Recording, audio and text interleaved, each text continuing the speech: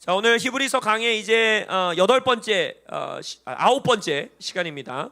오늘 여러분들과 나눌 말씀의 제목은 사랑하는 자들아 둔하고 게으르지 말지어다. 둔하지 마시기를 축복합니다. 게으르지 않으시기를 축원합니다. 자, 우리 이제 히브리서 본문으로 우리가 들어왔죠. 그래서 히브리서 본문을 딱딱딱딱딱 구조적으로 나누면 7개의 작은 강의 말씀으로 이루어졌다라고 했습니다. 각 구절들을 뽑아서 강의한다라고 했어요. 그래서 오늘 이제 히브리서 우리가 5장부터 7장, 물론 7장까지 다 시간상 보지는 못할 것 같고 오늘 5장에서 6장 중반부까지 보게 될 것인데, 여기가 이제 말씀 강의 세 번째입니다. 본문의 세 번째 부분인 거죠. 여기서는 어떤 말씀을 강의하느냐, 다시 한번 시편을 강의합니다. 시편 110편 4절을 5장, 6장, 7장 3장에 걸쳐서 한 구절의 말씀을 인용하고 해석하고 강의하게 됩니다. 여기서 이제 성경에 가장 미스테리한 인물이 있어요. 성경에 정말 미스테리한 인물들이 몇 명 나오는데 그 중에 하나가 이제 에녹이죠. 그죠? 에녹은 딱 말씀 몇 구절 안 나와요. 창세기에 나오잖아요. 그죠? 에녹의 근데 특징은 뭡니까? 이 땅에서 죽지 않고 하늘로 올라갔어요. 도대체 어떻게 하늘에서 존재하고 계실지 상상이 안 됩니다. 그죠? 그분은 아직 부활의 몸을 입진 않으셨습니다. 에녹은 우리랑 똑같아요. 이 육신을 가지고 있는데 천국에서 목숨을 잃게 하셨는지 아니면은 지금도 살아 계시는지 뭐 그런 디테일한 건 우리가 알 수가 없어요. 근데 어쨌든 에녹 할아버지도 죽고 나중에 부활체를 입게 됩니다. 어쨌든 미스테리예요. 왜 하나님이 그를 하늘로 데려가셨는지 우리가 성경 안에서 다 알 수는 없어요. 아무튼 미스테리한데 에녹보다 더 미스테리한 존재가 하나 있어요. 그리고 성경에서 딱 3번밖에 등장하지 않아요. 뭐냐? 멜기세덱이라는 인물이 있습니다. 멜기세덱.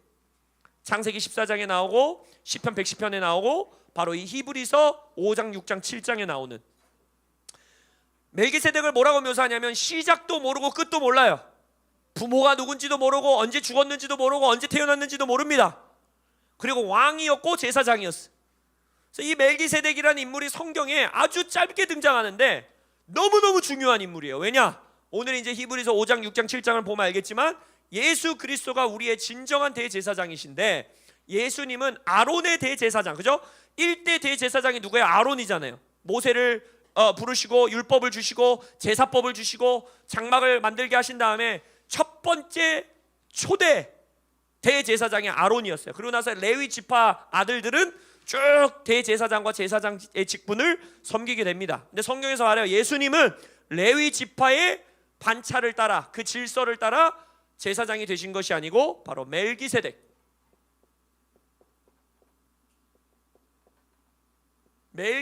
반차를 따른 대제사장이다. 근데 이 멜기세덱이 바로 이 시편 110편 4절에 등장하는 인물입니다.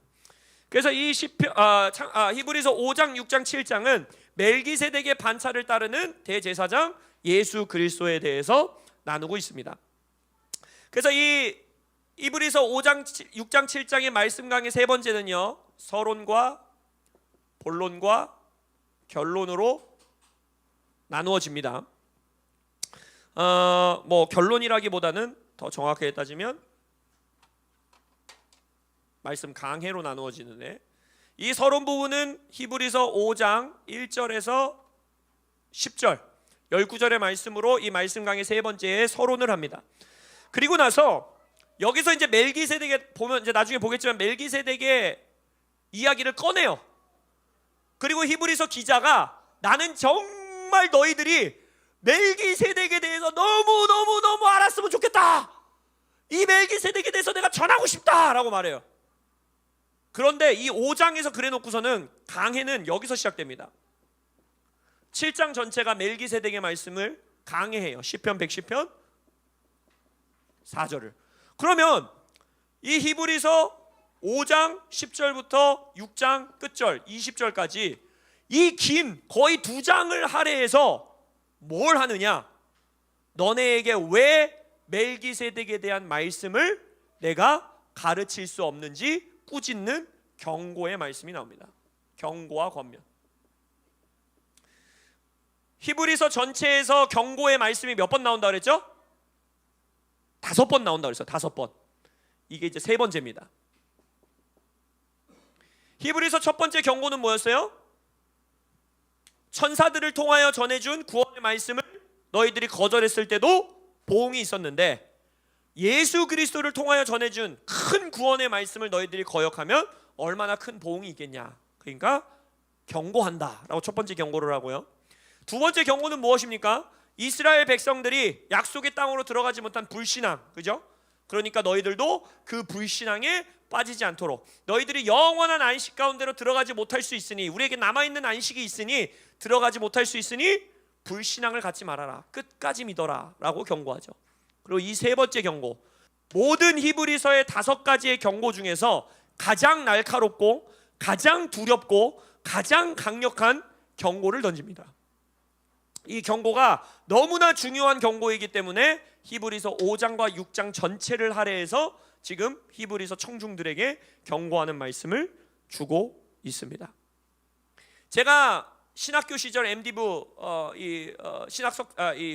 목회학 석사를 할 때 이 히브리서 수업을 들을 때 모든 학생들이 자기들이 맡은 부분이 있어서 그 부분을 막 책도 수십 권 읽고 막 논문 비슷한 PPT도 만들어가지고 발표하고 이런 수업 시간이었거든요.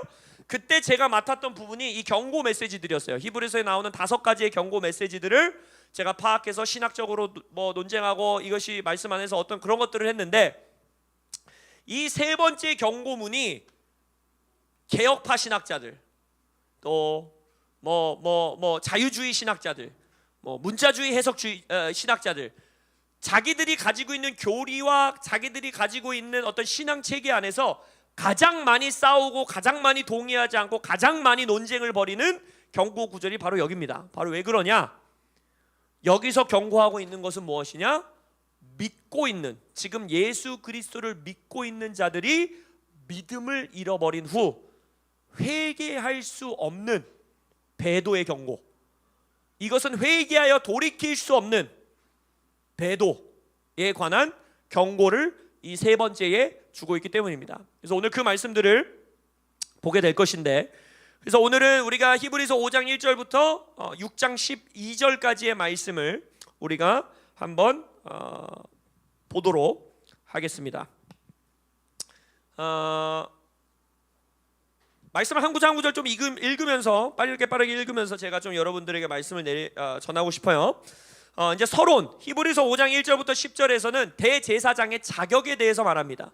앞에 네 구절은 인간 제사장, 이 땅에서의 제사장들의 자격, 그 다음에 뒤에 이제 5절부터 10절까지의 말씀에서는 예수 그리스도의 대제사장의 자격에 대해서 나눕니다. 한번 읽어보시면 5장 1절 말씀입니다. 대제사장마다 사람 가운데서 택한 자이므로, 사람 중에서 대제사장을 택하는 거죠. 하나님께 속한 일에 사람을 위하여 예물과 속지 않은 제사를 드리게 하나니, 제사장의 역할이죠. 그가 무식하고 미혹된 자를 능히 용납할 수 있는 것은 자기도 연약에 휩싸여 있음이라. 그러므로 백성을 위하여 속죄제를 드림과 같이 또한 자신을 위하여도 드리는 것이 마땅하니라. 이 존귀는 아무도 스스로 취하지 못하고 오직 아론과 같이 하나님의 부르심을 받은 자라야 할 것이니라. 그러니까 인간의 대제사장의 역할의 자격을 말하는데, 첫 번째, 백성들의 아픔을 공감해 줄 수 있고 동정해 줄 수 있는 자여야 됩니다. 그래서 인간이어야 되는 거예요. 그러니까 나도 연약하기 때문에 나를, 여기서 뭐라고 했습니까? 자기를 위해서도 속죄제를 드려야 된대요.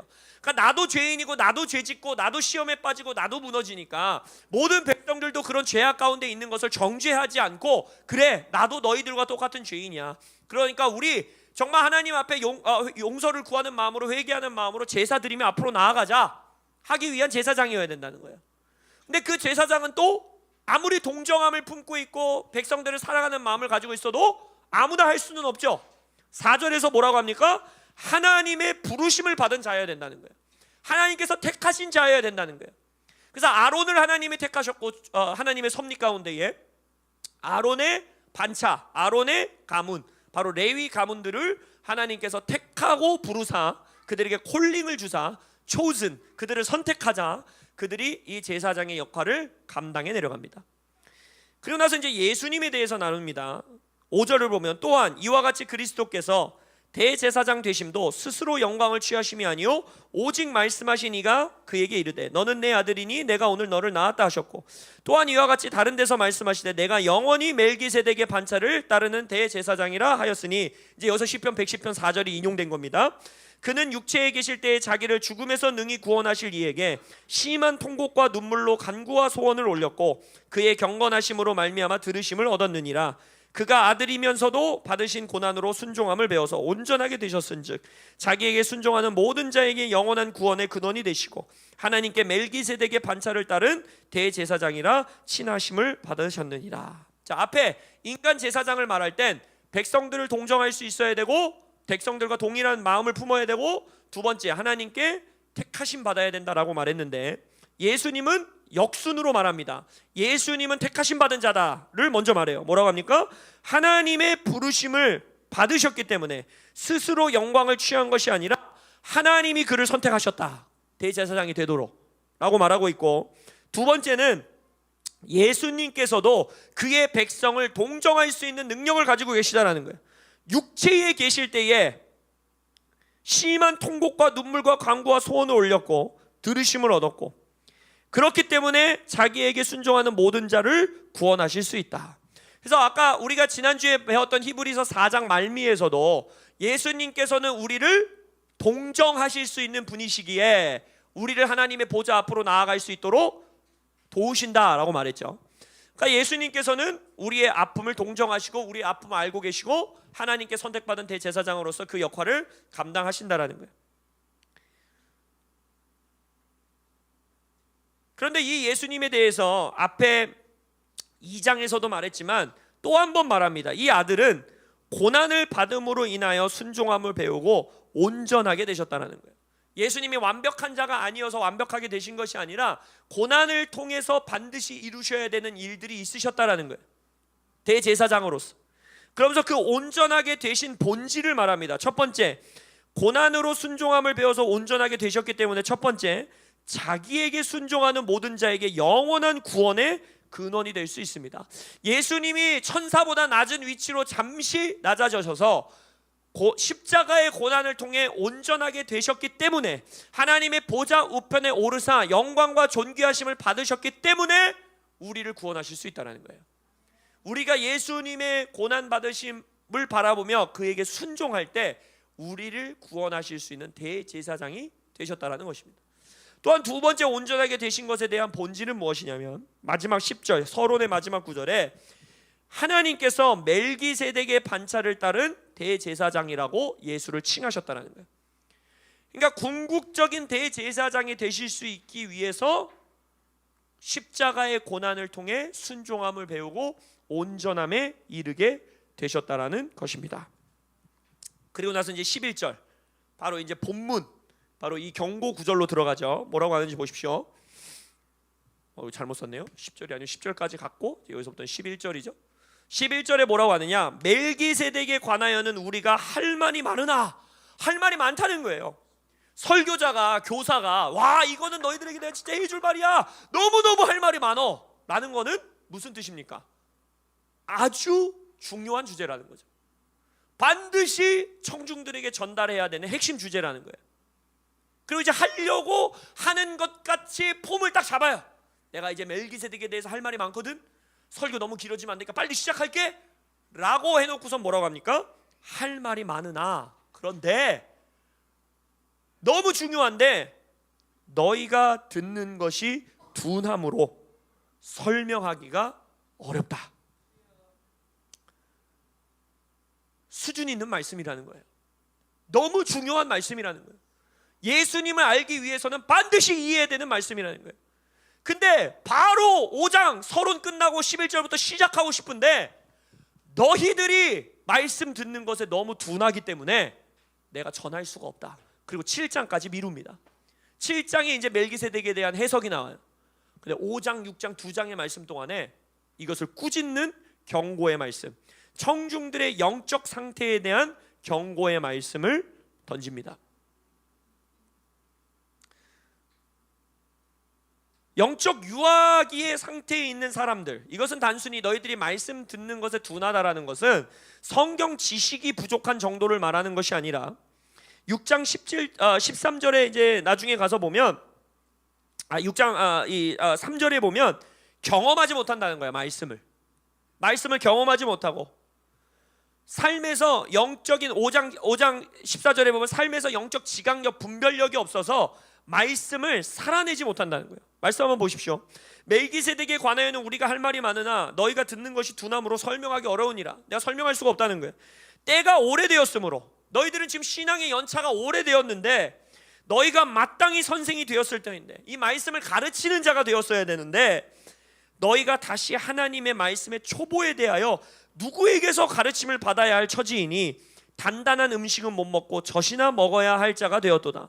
이는 젖을 먹는 자마다 어린아이니 의의 말씀을 경험하지 못한 자, 말씀을 경험하지 못한다는 거예요. 단단한 음식은 장성한 자의 것이니 그들은 지각을 사용함으로 연단을 받아 선악을 분별하는 자들이니라. 말씀에 대한 지각도 없고 말씀을 통해 연단을 받지 못하고 선악을 분별하지 못하는, 이 연단을 받는다라는 단어는요, 헬라 원문을 보면 그때 당시 이 헬라 이 체육관 짐네지움 문화가 있었기 때문에 남자들이 이 체육관에서 운동하는 것이 그 시대의 문화였거든요. 근데 그 문화권 안에서는 여성들은 출입할 수 없습니다. 남성들의 짐네지움에. 근데 그 짐네지움에서는 발가벗고 운동을 하는 것이 그 시대의 문화였어요. 그러니까 그걸 뭘 뜻하는, 그 단어를 뜻하는 겁니다. 연단받는다, 훈련한다, 운동한다라는 뜻이거든요. 근데 그들의 훈련 코스 가운데에 한 가지가 뭐냐면 동일한 동작을 반복하여 몸에 배어있는 상태를 뜻하는 단어예요. 그러니까 말씀 한 구절을 가지고 그 말씀을 살아내기 위해서 반복적으로 씨름하고 훈련하고 연단받는 삶, 그것이 몸에 배어있는 삶, 그 삶을 너희들이 지금쯤이면 살아야 된다는 거예요. 이쯤 됐으면 너희들이 그 수준에 도달하셔야 됐다는 거예요. 성령의 책망이 여러분들에게 임하시기를 예수님의 이름으로 축복합니다. 너희들이 지금은 말씀을 가르치는 자가 됐어야 하는데, 여러분들 여전히 혹시 저의 설교 말씀, 유튜브에서 듣는 다른 목사님들의 설교 말씀에 여러분들의 신앙과 여러분들의 말씀 훈련이 의존되어 있다면 오늘 이 말씀의 경고가 여러분들에게 앞구절에서 말했던 영혼과 뼈와 골수를 쪼개는 하나님의 말씀으로 전달되어지시길 예수의 이름으로 선포합니다. 말씀을 남들에게 전하지 못하고 신앙의 연차가 5년, 10년, 3년, 6년, 20년이 됐는데도 누구 하나에게 복음을 설명하지 못하고 말씀을 전하지 못하고 전도하지 못하고 가르치지 못하고 성경 공부를 시켜줄 수 없고 성경대로 그들에게 삶을 제안할 수 없다면 이 경고의 말씀 앞에 우리는 목도해야 하는 것입니다. 목회자에게 의존되어 있는 신앙, 리더들에게 의존되어 있는 신앙, 그 말씀을 살아내지 못하는 신앙. 근데 그거 아세요? 생각보다 많은 그리스도인들이 이것을 not a big deal, 별로 큰 문제로 생각하지 않습니다. 나 그래도 교회 다니잖아. 그래도 나 물맷돌 이렇게 암송해서 앞에 나와서 하잖아. 그래도 나 수련회 가잖아. 그래도 나 주방 봉사 하잖아. 그래도 나 더콜 기도회 하면 항상 참여하고 헌금도 하잖아. 큰 문제로 삼지 않아요. 근데 제가 말씀드렸죠. 이 세 번째 경고가 모든 히브리서 경고의 가장 강력하고 우리의 폐부를 찌르는 경고인데 왠지 아세요? 지금 여기서 여러분들의 영적 성장이 없는 삶, 영적으로 성장하지 않는 삶, 말씀을 배우는 자리에서 말씀을 전하는 삶으로 나아가지 못하는 삶의 경고를 시작하면서 이 경고가 결국 이르게 되는 자리가 있다라는 거예요. 결국 이르게 되는 자리, 그 자리가 뭐냐? 바로 회개가 불가능한, 다시 돌이킬 수 없는 배도의 자리로 가게 되는 길의 시작점이 바로 여기다라고 경고하고 있는 거예요. 이건 우리에게 두려운 경고로 다가와야 됩니다. 제가 말씀드렸죠. 히브리서 처음 시작할 때 청중들의 상황을 들으면서 나는 유대교로 다른 종교로 개종하고 막 예수님 버리고 그럴 마음 없는데? 라고 시작하셨을 거예요. 이 말씀을 이렇게까지 우리가 열심히 파면서 봐야 되나? 근데 지금 히브리서 설교자가 위기에 봉착되어 있는, 예수님을 향한 신앙을 좀 감추고 살짝 가리고 내 먹고 사는 문제 그냥 좀 유지하면 안 되나? 나 감옥 가기 싫은데, 지난번에는 감옥 가서 겨우 버텨냈지만 이번만큼은 감옥 가기 싫은데, 로마 황제가 바뀌었는데 이번에 감옥 가는 사람은 이제 나중에 히브리서 11장에 나오겠지만, 지금 감옥에 가는 사람들의 처지는 뭐냐면 이제 콜로세움 경기장에 동물들에게, 야생 동물들에게 집어 던져지는 그러한 상황에 처해 있는 상황이에요 지금이. 야, 이번엔 그냥 옥에 갇히는 게 아닌데, 와, 이젠 진짜 죽는 건데, 내 자녀 죽는 건데, 그냥 좀 예수 그거 조금 가리면 안 되나? 조금만 그냥 그리스도인인 거 숨기고 살면 안 되나? 그런 상황에 처해 있는 주의 백성들에게 경고하고 있는 거예요. 너네 회개로 돌이킬 수 없는 자리에까지 이를 수 있다. 그럴 가능성이 우리에게 열려 있다. 근데 그 시작이 어디라는 거예요? 그 시작이 영적 성장이 멈춘 자, 말씀에 대한 훈련을 멈춘 자, 말씀을 가르침 받는, 떠먹여주는 자리에 머무는 것을 편안하게 생각하는 자, 말씀에 대한 분별이 없는 자, 말씀을 살아내지 못하는 자, 말씀을 경험하지 못하는 자, 그 자의 시작점이 거기라는 거예요. 이건 우리에게 엄청난 경고입니다. 무시무시한 경고예요. 지금 우리는 당장 예수 믿는다고 감옥 들어가지 않습니다. 예수 믿는다고 야생 동물에게 던져서 찢겨 죽임 당하지 않습니다. 근데 여러분, 성경에서는요, 여러분 성경을 너무 신화같이 읽으시면 안 돼요. 그런 날이 옵니다. 예수 믿으면 월급 뺏기는 날이 여러분들에게 옵니다. 예수 믿는다고 고백하면 왕따 당하는 날이 옵니다. 어쩌면 지금도 이미 어느 정도 그걸 경험하고 있는 세상이 열리고 있습니다. 예수 믿으면 내가 얻을 수 있는 이득을 놓치고, 예수 믿으면 당하지 않아도 되는 불이익을 당하고, 예수 믿으면 사회에서 격리당하는 그런 날이 성경에서는 명확하게 말하고 있어요. 옵니다. 그 날이 오지 않는다고 생각하고 신앙생활 하시면 안 돼요. 근데 그 날이 온 다음에 내가 끝까지 믿는 삶을 살아야지라고 결심하면 늦는다는 거예요. 그래서 오직 오늘이라 일컫는 동안에 이 씨름을 서로 피차 권면하여 오늘 해야 되는 겁니다. 오늘. 만약 여러분들 가운데 아직도 내가 누군가에게 예수에 대해서 5분 10분 안에 복음의 메시지를 전하고 그들에게 예수를 전할 줄 모른다면, 만약 여러분들 가운데에 내가 막 성경 교사 막 무슨 신학자는 아니어도 이 성경이 뭘 말하고 있고, 누군가가 와서 너 성경 왜 믿어? 너 교회 왜 다녀? 라고 말했을 때 이 성경이 뜻하는 게 뭐고, 이 성경이 우리에게 전하고 있는 게 뭐고, 이 성경이 나에게 말씀하시는 것이 무엇인지를 여러분에게 설교 2시간 3시간 세미나 하라는 거 아니에요. 이 말씀을 가르칠 수 있는 자가 되어야 된다는 거예요. 베드로 전서에서 그래서 뭐라고 합니까? 너희 속에 있는 소망에 관한 이유를 묻는 자가 온다는 거예요. 그 자에게 대답할 것을 항상 준비하되 두려움을 가지고 하라는 거예요. 누군가 와서 너 예수 왜 믿어? 내가 내 친구에게 교회 가자 이랬는데 교회 왜 가야 되는데? 라고 말했을 때 대답할 것이 항상 준비되어 있어야 되는데, 항상. 그리고 그것을 두렵고 떨리는 마음으로 가지고 있어야 된다는 거예요. 만약 내 마음속에 그 대답이 준비되어 있지 않으십니까? 아니면 하고 계십니까? 목사님한테 전화해 줄게, 우리 목사님 만나봐 라고 하고 계십니까? 두렵고 떨리는 마음을 품으셔야 됩니다. 성경 전체 안에서 유일하게 회개하여도 돌이키지 못할 죄가 있다라고 말하는 성경의 유일한 본문입니다. 그래서 개혁 신학자들은요, 이 히브리서 말씀이 정경에서 빠져야 된다라고 말하는 사람들도 있었어요. 왜냐하면 개혁 신앙에서는 그게 있을 수가 없는 일이거든요. 한 번 구원 받으면 그냥 견인해 가시는 거거든요. 하나님이 진정한 구원 받은 거면은 구원 받은 거지 다시 떨어져 나가는 게 어딨냐 이렇게 말하는데, 아니에요. 이 말씀을 제대로 읽어보면 이제 우리가 이제 한 구절 한 구절 보겠지만 진정으로 예수를 믿은 자입니다. 진정으로 은혜를 경험한 자입니다. 근데 그 자도 구원에서 떨어질 수 있다는 거예요. 그거 두려운 일 아니에요? 가장 무서운 일 아닙니까? 근데 그 시작이 거창하게 시작되는 게 아니에요.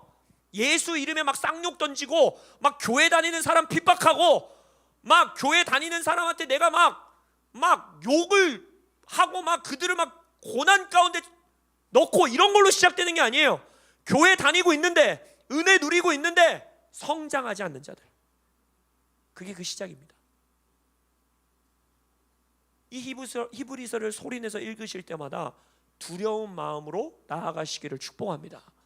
내가 말씀을 가르칠 줄 모르는 자들, 여전히 젖먹이 상태에 있는 자들, 말씀으로 내 삶에서 아까 연단받아 훈련하지 않는 자들, 말씀에서 이렇게 말했어? 내 중독을 끊어내도록 내가 훈련해야지. 말씀에서 이렇게 말했어? 난 형제 사랑이 좀 약한데, 막 성도들이랑 시간 보내는 거 귀찮은데, 그래도 말씀에서 말하니까 훈련해야지. 부모를 공경하라. 나 부모님이랑 사이가 깨졌는데, 나 부모님들, 내 부모님은 믿지 않는 분인데, 그분 공경하기 너무 힘든데, 너 말씀에서 그러라 그랬지? 씨름해야지. 이 연단, 이게 구체적으로 매일매일의 삶에 없다면 두려워하셔야 돼요. 히브리서 2장 1절에서는 우리가 배웠잖아요. 이걸 흘러 떠내려가는 삶이라 표현했죠. 나는 그냥 제자리에 있다라고 생각하는데, 나는 이 배 위에 타 있다라고 생각하는데 물이 흘러가는 거예요. 그래서 나는 어제나 오늘이나 1년 전이나 2년 전이나 3년 전이나 내 신앙은 똑같아라고 생각하지만 전혀 그렇지 않다는 거예요. 흘러 떠내려가는 거예요. 어디까지? 회개하여 돌이킬 수 없는 자리까지. 이건 하루아침에 오는 게 아닙니다, 여러분. 지금 여러분들에게 예수 배도하실 거예요? 신앙 버리실 거예요? 라고 물으면은 네! 라고 대답할 사람 아무도 없잖아요. 이 히브리서 청중들도 그런 사람 한 명도 없었어요. 심지어 이 사람들은 우리 말씀에서 배웠지만 과거에 복음 때문에 감옥에 다녀온 사람들이에요. 복음 때문에 돈을 잃어본 사람들이에요. 복음 때문에 핍박 속에 있었던 사람들이에요. 그걸 이겨낸 사람들이에요. 여러분, 복음 때문에 월급 뺏겨본 적 있어요? 복음 때문에 감옥 다녀오신 분들 계십니까? 복음 때문에 사람들에게 막 왕따 당해서 우울증 걸리고 사회에서 격리돼 보신 적 있으세요? 거의 없으시잖아요. 이 사람들은 그런 사람들이에요. 그런 사람들을 향해서 지금 경고하시는 거예요. 너희들 아직도 위기가 남아있다. 근데 그 위기는 돌이킬 수 없는 위기다.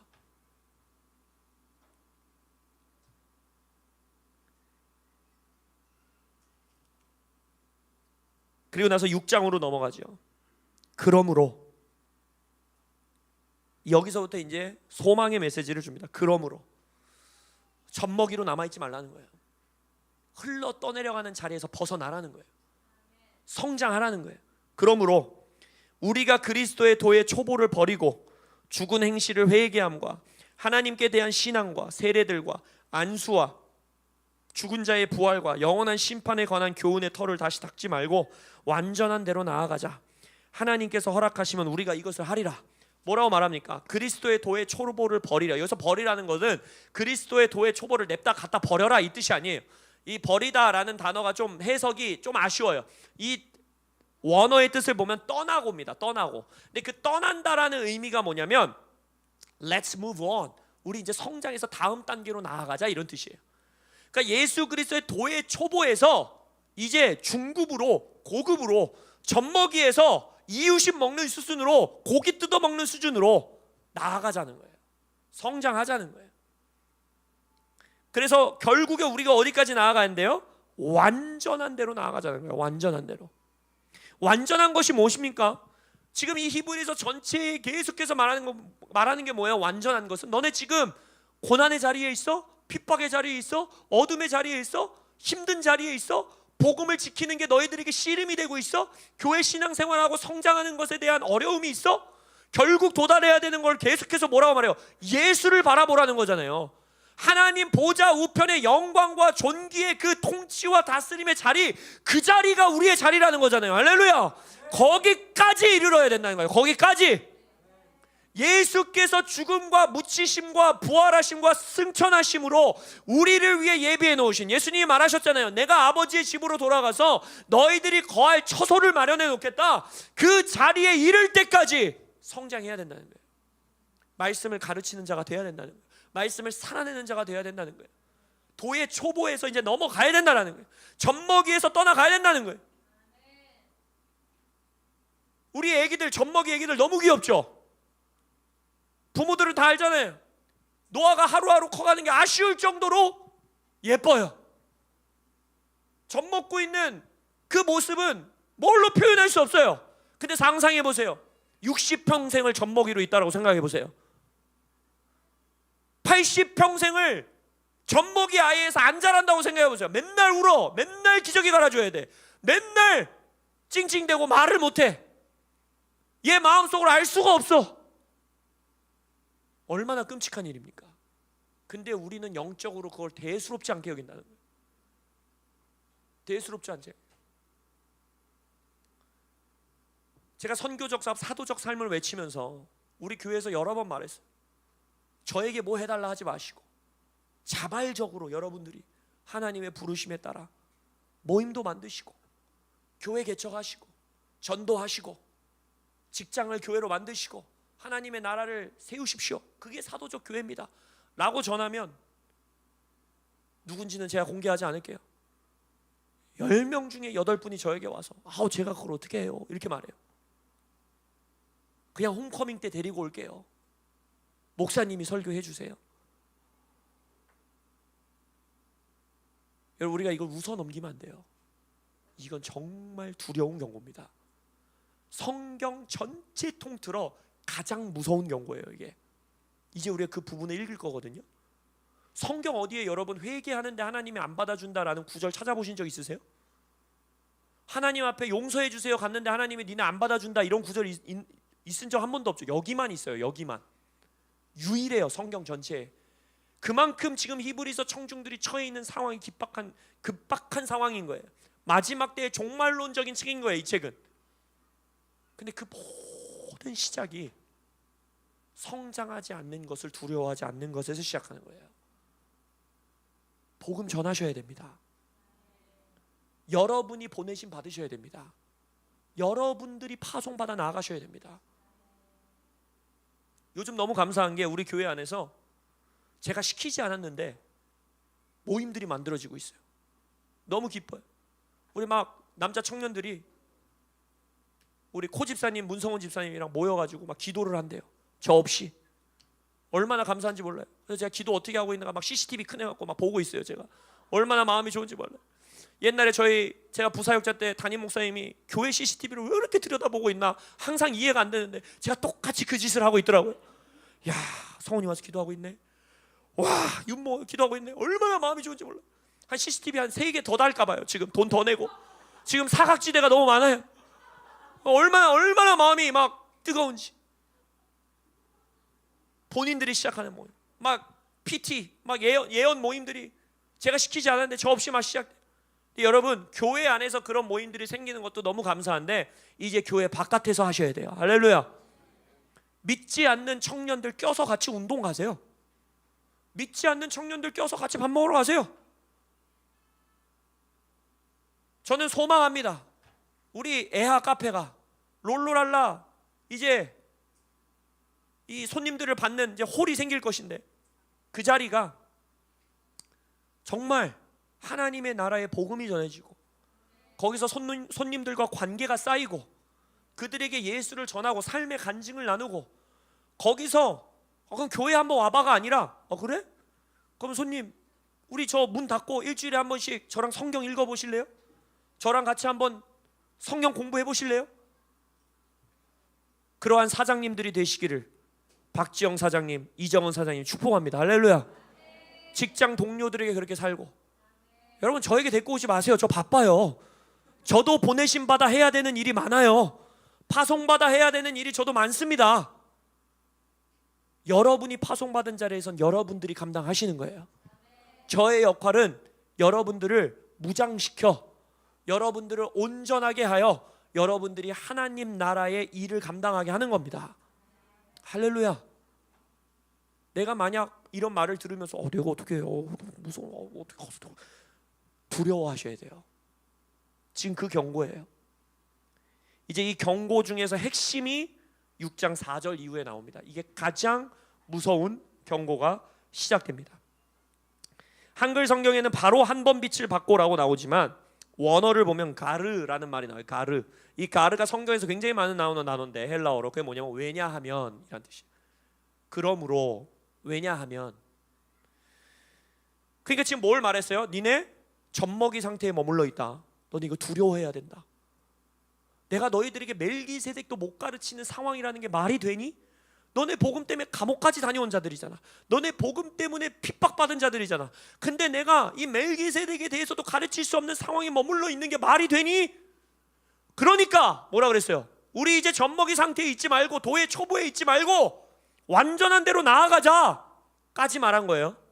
그리고 4절에서 왜냐하면 이라고 말해요. 왜냐하면 왜 젖먹이 상태로 있으면 안 되냐면, 왜 너희들이 완전한 대로 나아가야 되냐면, 한 번 빚을 받고 구원의 빚을 받았어요.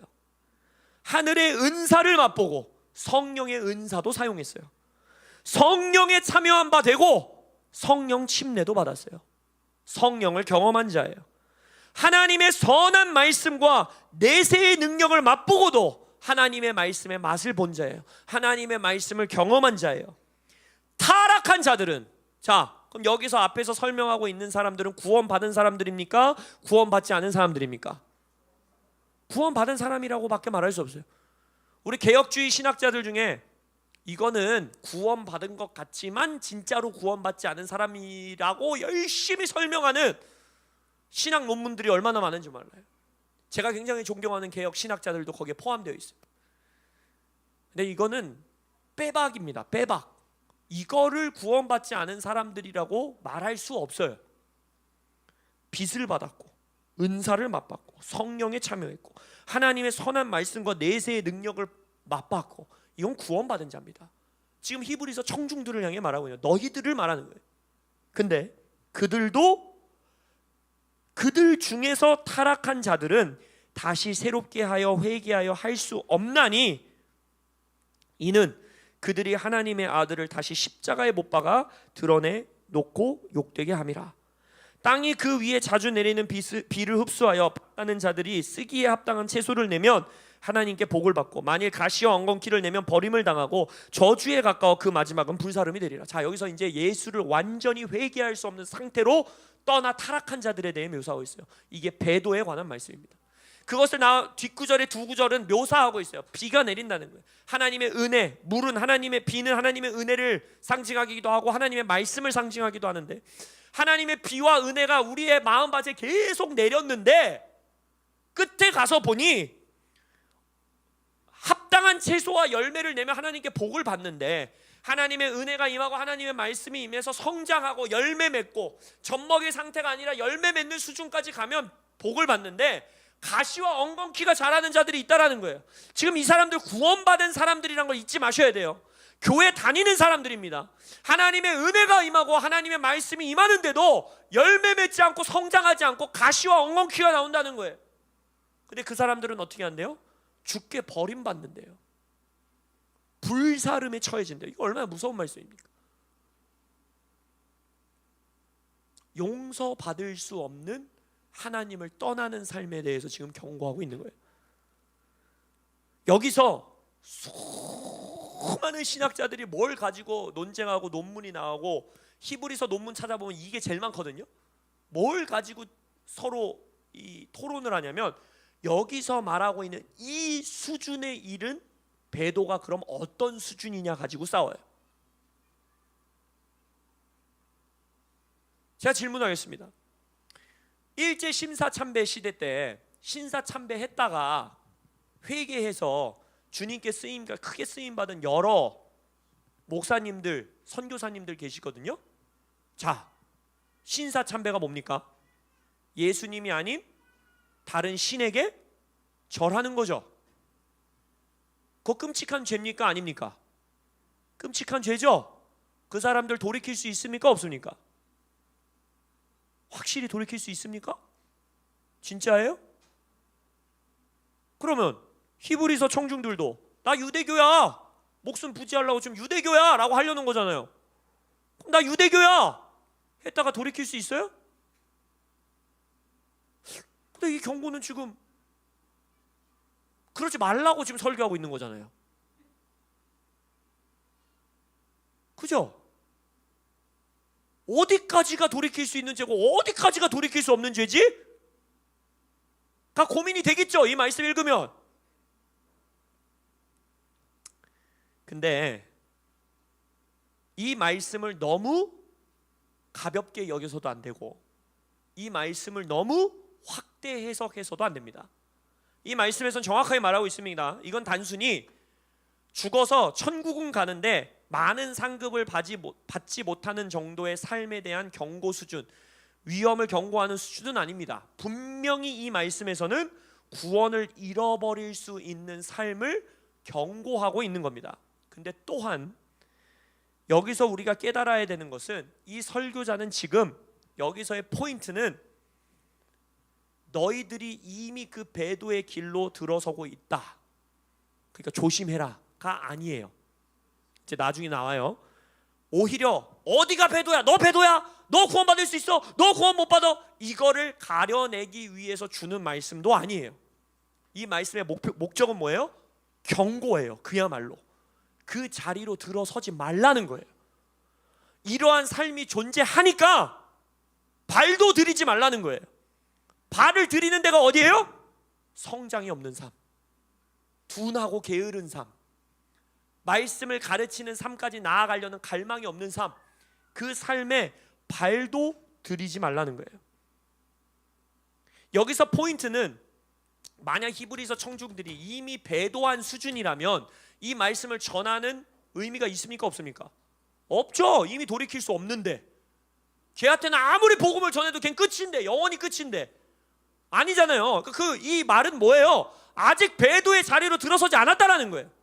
아직 이 히브리서 청중들이 아직 그 자리까지 나아가지 않았다라는 거예요. 그러니까 경고하는 거예요. 그러니까 지금 우리에게는 이 경고의 메시지가 뭘로 다가와야 됩니까? 내가 거기까지 이르지 않았을 수는 있지만 어쩌면 나의 삶에 지금 이 길에 들어선 영역들이 있을 수 있겠구나. 지금 회개하여 돌이켜야겠구나. 지금 영적 성장을 위해서 씨름해야 되겠구나. 지금부터 내가 복음을 가르칠 수 있고 말씀을 전할 수 있는 자로서 연단받아, 훈련받아, 집내지음에서 땀 흘리며 운동했던 것처럼 훈련해야 되겠구나. 마태복음 24장 24절에서 뭐라고 합니까? 마지막 때에는 할 수만 있다면 원수들이 구원받은 자들까지도 미혹하겠다는 거예요. 이러한 시대가 벌써 복음서에서 올 거라고 우리에게 경고하고 있어요. 그때가 임했을 때는 늦습니다, 여러분. 그때 젖먹이와 같은 자가 하루아침에 갑자기 온전한 대로 나아갈 수는 없습니다. 근데 우리의 자녀들이 살아갈 시대, 우리의 자녀와 자녀들이 살아갈 시대는 이 시대에 훨씬 더 가깝습니다. 그렇기 때문에 10대 때 예수님 만나야 돼요.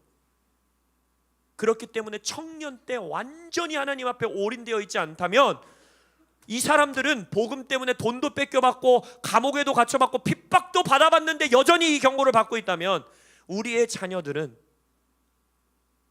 완전한 대로 나아가는 그 길을 지금부터 걷게 해야 된다는 것입니다.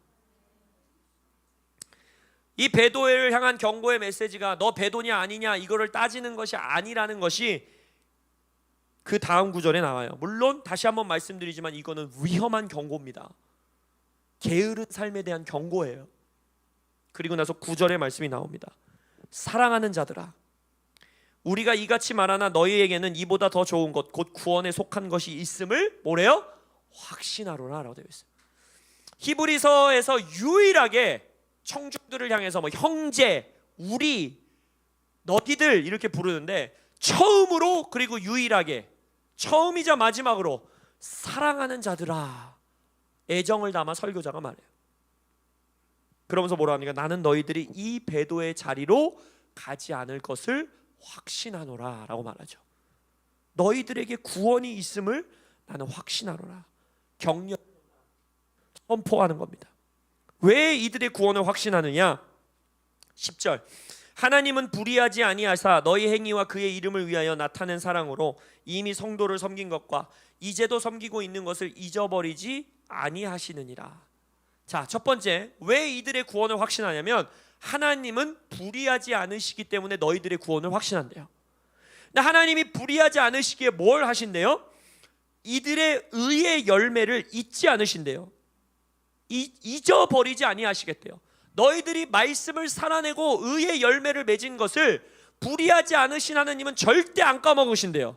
근데 여기서 말하고 있는 열매가 뭔지 보십시오. 동료 그리스도인, 형제들을 예전에도 섬겼고 지금도 섬기는 것을 불의하지 않으신 하나님이 기억하시고 잊지 않으실 거기 때문에 너희들은 이 위기를 이겨낼 거라는 거예요. 배도의 자리로 가지 않을 것이라는 거예요. 너희들은 끝까지 믿어 유업을 받는 데까지 갈 거를 내가 확신한다는 거예요. 여기서 다시 한번 형제 사랑의 위대함이 나타나는 겁니다. 제가 성경을 쓰는 사람이었으면, 내가 이 편지를 쓰는 사람이었으면 성도를 섬긴 것을 이렇게까지 강조하지 않을 것 같아요. 저였으면 내가 사랑하는 자들아, 사랑하는 하베스트 처치 성도님들, 여러분들이 구원에 이를 것을 저는 확신합니다. 왜냐하면 여러분들은 컴어피어 기도회를 빠지지 않고 나오셔서 뜨겁게 기도하셨기 때문입니다. 왜냐하면 여러분들은 비가 오나 눈이 오나 덕골에 함께 기도하시면서 다음 세대들을 위하여 금식하시고 하나님의 나라를 직장에서 확장하시고 믿지 않는 자들에게 복음을 전하고 핍박을 받아도 이겨내셨기 때문입니다. 이게 뭔가 또 좀 더 막 마음이 웅장해지지 않으세요? 근데 히브리서 설교자는 뭐라 합니까? 나는 확신합니다. 사랑하는 자들아, 너희는 절대로 구원을 잃어버리지 않을 거다. 나는 확신한다. 왠지 아니? 하나님이 너희들의 선행을 기억하고 계시거든. 근데 그 선행이 무엇이냐? 그 의의 열매가 무엇이냐? 너희가 서로를 섬긴 것이다. 형제가 형제를 사랑한 것이다. 여러분, 교회 안에서 영적 미성숙함에 머물러 있는 것도 너무 가볍게 여기고 크게 여기지 않는다면, 또한 현대 교회 안에서 가장, 성경 안에서 가장 영광스러운 것임에도 불구하고 너무나도 작게 여기고 있는 것이 바로 이 포인트입니다. 형제사랑, 성도의 섬김. 이것만큼 위대한 복음의 열매가 없습니다. 여러분, 오해하지 마세요. 내가 옆에 있는 형제를 열심히 섬기고 봉사함으로 구원을 얻는 게 아닙니다. 오히려 영적 미성숙함에 머물러 있지 않는 자들, 성숙함으로 완전한 대로 나아가는 자들, 예수께 진정으로 구원받은 자들은 그들의 삶에는 형제 사랑의 열매가 있을 수밖에 없다라고 외치고 있는 거예요. 성도를 섬기는 삶이 있을 수밖에 없다는 거예요. 왜? 예수님이 말하죠. 너희가 서로 사랑하는 것을 보고 세상이 내가 누군지 알겠다라고 했어요. 너희들이 기도 열심히 하는 것을 보고, 너희들이 금식 열심히 하는 것을 보고, 너희들이 놀라운 집회를 여는 것을 보고, 너희들의 교회가 부흥하는 것을 보고 세상이 나를 아는 것이 아니라, 그것 또한 중요한 일이고 그것 또한 하나님이 원하시는 열매지만, 세상 사람이 너를 보고 나를 보는, 예수님이 직접 입을 열어 유일하게 고백하신 것은 믿는 자가 믿는 자를 뜨겁게 사랑하는 거예요. 이게 얼마나 영광스럽고 묵직한 말씀인지 우리 안에서 경험되어지고 우리 교회 안에서 경험되어지길 예수의 이름으로 선포합니다. 이번 한 주 PT 프로페틱 팀이 이제 시작됐다고 했잖아요. 근데 교회를 놓고 이렇게 기도하는데, 교회를 향한 하나님의 이 음성 중에 하나가 저의 마음을 울렸던 것이 있어요. 바로 이겁니다. 우리가 이제 형제 사랑, 성도 섬김, 이런 것들에 대해서 나누면 자칫 오해할 수 있는 게 있어요. 왜냐, 이 시대의 문화 안에서 교회 안에 이 세상의 문화가 흘러 들어와 있는 것 중에 하나가, 특히 이제 다음 세대 사역하는 교회들이나 사역에 그런 일들이 많은데, 불편하게 만들지 말자는 거예요. 불편하게 만들지 말자.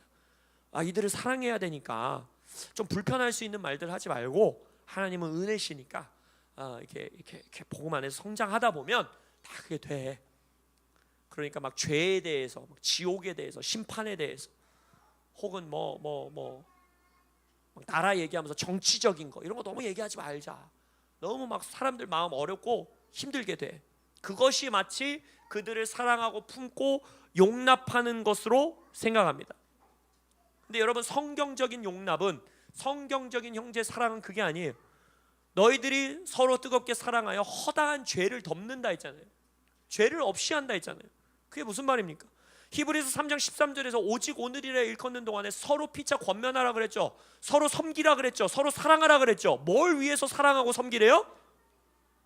죄에 빠지지 않게 하기 위하여서 서로 피차 권면하라는 거예요. 매일매일. 고린도후서 5장 14절에 하나님의 사랑을 이러한 성경적인 사랑을 가장 아름답게 묘사하고 있는 것이 있습니다. 바로 뭡니까? 하나님의 사랑이 우리를 강권하시는도다, 이렇게 하죠. 제가 이 개역개정이 저는 개역개정을 굉장히 사랑하는 편인데 한 번만 더 개정됐으면 좋겠다라는 마음을 품고 있는 이런 부분이에요. 우리 요즘 청소년 청년들에게 강권하시도다 이러면 그게 무슨 의미일 것 같으세요? 물어보면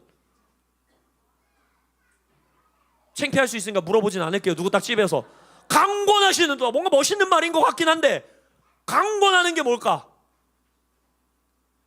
뭔 것 같으세요? 강권 한자 온 것 같죠? 이런 건 장로님들에게 물어봐야 돼요. 임진환 장로님, 강권 뜻이 뭡니까? 강력히 권하다 이런 뜻이죠. 그러면은 이것도 좀 이 원어 표현으로는 부족해요. 강력히 권하다? 어느 정도가 강력한 걸까? 어느 정도가 불편하지 않게 만들면서도 강하게 권면할 수 있을까? 우리 이걸 너무 고민하거든요. 근데 하나님의 사랑이 우리를 강권한다라는 이 헬라어 뜻이 뭔지 아세요? 감옥에 가두다는 뜻이에요. 붙잡아 두다라는 뜻이에요. 꾹 눌러 억제시키다라는 뜻이에요. 심지어는 곤경에 빠뜨리다라는 뜻이에요. 더 나아가 이 강권하시다는 헬라어를 여러분들이 나중에 요즘 성경 앱이 너무 잘 돼 있기 때문에 고린도후서 5장 14장 치셔가지고 강권하시도다 헬라어 딱 친 다음에 이 단어가 다른 곳에 나온 구절 이렇게 찍어보세요. 그러면 옥에 갇히다 이런 뜻으로 나와요. 이게 무슨 말이지? 하나님의 사랑이 나를 옥에 가둬버린다고? 하나님의 사랑이 나를 곤경에 빠뜨린다고? 하나님의 사랑이 나를 묶어버린다고? 붙잡아둔다고? 무슨 말이에요? 하나님의 사랑, 성경적인 사랑, 형제 사랑은 뭐냐면 게으른 것 가운데 머물러 있는 삶을 용납하지 않는 거예요. 둔한 삶에 머물러 있는 걸 서로가 용납해 줄 수가 없는 거예요. 왜? 이건 이 형제가 죽음의 길로 가는 거니까. 야, 성경에서 가장 무서운 경고가 여기에 있어. 우리 말씀 성장해야 돼. 말씀을 가르칠 수 있어야 돼. 우리가 말씀을 살아내야 돼. 우리가 죄의 굴레에서 벗어내야 돼. 죄와 피 흘리기까지 싸워야 돼. 그러한 사랑 안에서는 감옥에 가두는 정도의 수준까지 강권해야 된다는 거예요. 붙잡아서 올감해서 억압하는 자리까지 강권해야 된다는 거예요. 오해하지 마세요. 율법적으로 막 올감해가지고 막 너 또 죄지어서 40일 금식하고 너 성경 십독하지 않으면 너는 아무것도 못해, 이런 거 말하는 게 아닙니다. 그냥 우리의 지금 현재 교회 안에 흐르고 있는 사랑이 자칫 너무 희석되어 있다는 거예요. 올바른 길을 제시하지 않는다는 거예요. 하나님이 경고하고 있는 경고를 물탄 듯 희석시켜서 경고하고 있다는 거예요. 여러분, 영적인 미성숙함이 죄는 아닙니다. 그러나 미성숙함 가운데 머물러 있는 것은 가장 무서운 경고예요. 성경 안에서 그것만큼 무서운 경고가 없어요. 게으르지 아니하도록 서로 강권하는 사랑.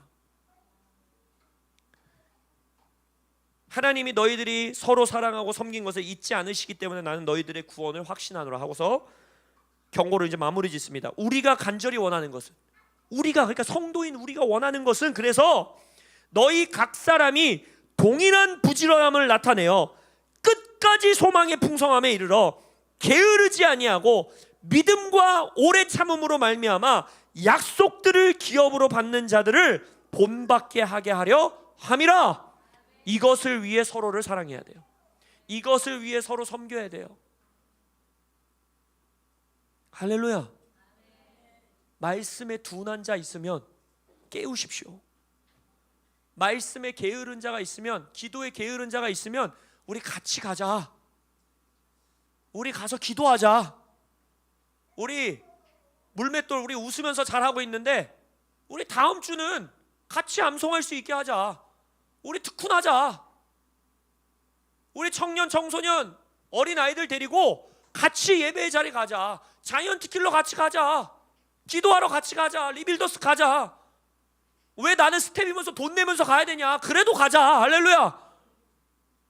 이게 진정한 성경적 성도 사랑이고 성도 섬김인 것입니다. 말씀을 결론 짓기 원합니다. 내 삶에 신앙의 열매가 없는 걸 절대 가볍게 여기지 마세요. 두렵고 떨리는 마음으로 바라보셔야 합니다. 진리를 남에게 가르치지 못하는 나의 삶을 들여다보면서 아유 목사님이 하면 되지, 아유 뭐 그거는 뭐 복음 전도자 은사 있는 사람들이 하면 되지, 이렇게 가볍게 넘어가시면 안 돼요. 만약 예수 믿은 지 6개월 넘었다면 하실 수 있어야 돼요. 그리고 하셔야 돼요. 그리고 서로를 섬기고 사랑하십시오. 근데 이 섬기고 사랑하는 것은 단순히 먹고 마시는 것을 넘어서고 끝까지 인내하고 믿고 소망을 잃지 않을 수 있도록 서로를 피차 권면하는 겁니다. 서로를 지켜주는 겁니다. 함께 가는 겁니다. 너의 승리가 나의 승리임을 고백하고 씨름하는 겁니다. 이것이 구원함에 이르렀음을 증명할 수 있는, 확신할 수 있는 우리의 삶의 열매가 될 수 있음을 예수의 이름으로 선포합니다. 사랑하는 여러분, 저도 히브리서 설교자처럼 고백하고 싶습니다. 사랑하는 우리 하베스트 처치 성도 여러분, 우리 둔하지 맙시다. 게으르지 맙시다. 끝까지 소망에 이르는 우리가 되시기를 예수님의 이름으로 선포합니다. 아멘. 기도하시겠습니다.